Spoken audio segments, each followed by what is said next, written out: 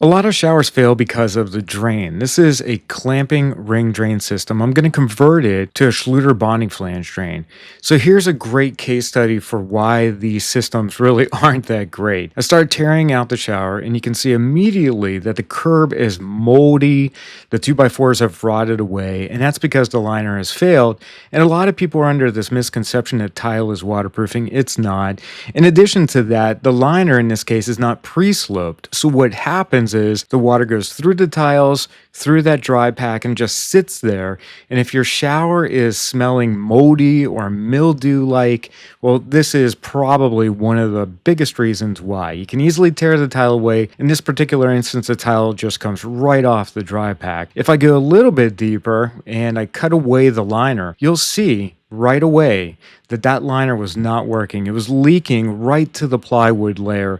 And the culprit wasn't just the liner, it was the connection at the drain, which is that clamping ring drain system. So for that reason, that's why I don't really recommend them, especially if you're a DIYer, and I wouldn't even recommend it for a professional. This clamping ring drain is going to be converted to a Schluter bonding flange drain. So the first step is to take the bolts out and remove the clamping ring. We don't need that anymore. Also, I highly recommend checking to make sure that the screws holding the drain to the floor are actually the proper screws. So in this case, there's some ment board screws, or you can use tap guns. The adapter, it's a 5.5-inch KERDI-DRAIN-A adapter. That just is going to go right over top of the drain. You want to make sure the bolt holes align with the punch outs in the adapter. The first thing I do is wipe off the drain, make sure it's clean, because we're going to be bonding the adapter to that using KERDI-FIX. You can do this a few different ways. You actually get a KERDI-FIX tube with the adapter kit. This is small, it has a little applicator in it. You just want to take that applicator off, twist it, and then it pierces the membrane inside the tube and allows you to apply the appropriate amount of KERDI-FIX. So you can do this one of two ways. You can apply it to the underside of the adapter. This just goes around all 4 punch outs. The other thing I recommend is making sure that the punch outs align with those bolt holes, as I showed you a little bit earlier. You can do this on the adapter, or you can apply the KERDI-FIX to the bolt holes or around the bolt holes on the drain itself.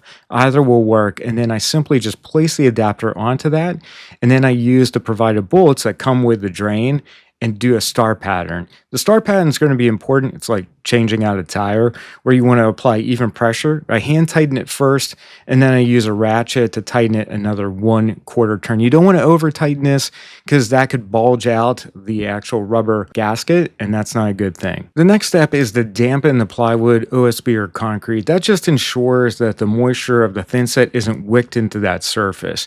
Then I'm applying Schluter All Set to the plywood, first with the flat side of the trowel. This is just burning the thin set in. Then I use a 1/4 inch by 3/8 inch square notch trowel to trowel more thin set on in the same direction. Doing it parallel, so having all of the trowel notches parallel to each other, is going to be really important. This is 1-inch compensation board.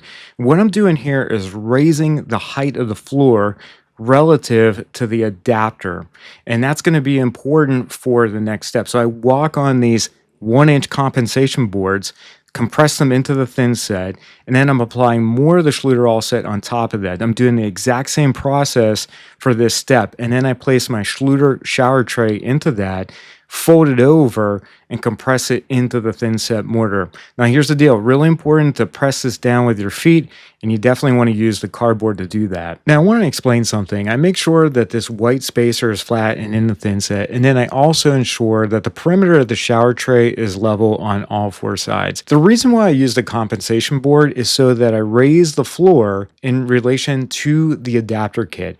That way the drain will fit down into the adapter. But what's most important is that you understand the principles for how all this works together. And the reason why I want that perimeter flat is for my wall tile. Now, at this point, I apply the thin set mortar to the recess where that white foam piece is, and then I compress the drain. This bonding flange drain comes with the adapter kit. It's special.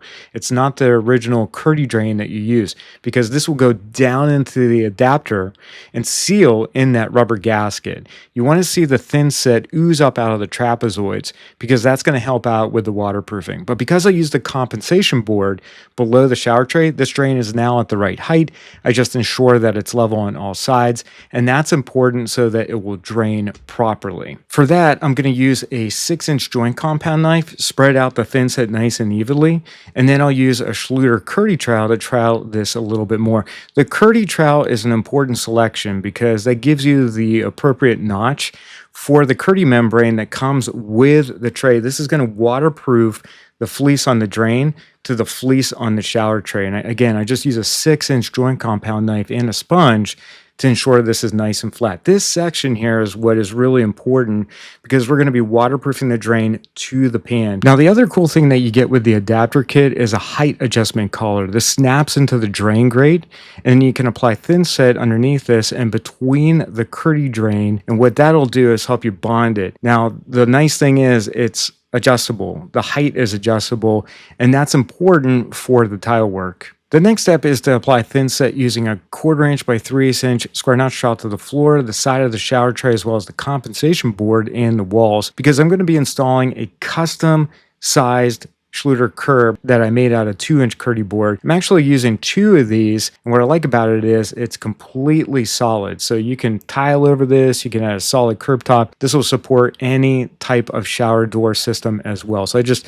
remove any of the thin set on the face as well as the top of the curb. Make sure it's level left to right, but pitched a little bit inside the shower so water will drain properly. So there you go. That's how you convert a clamping ring drain to a Schluter bonding flange drain. Let me know if you got any questions in the comments.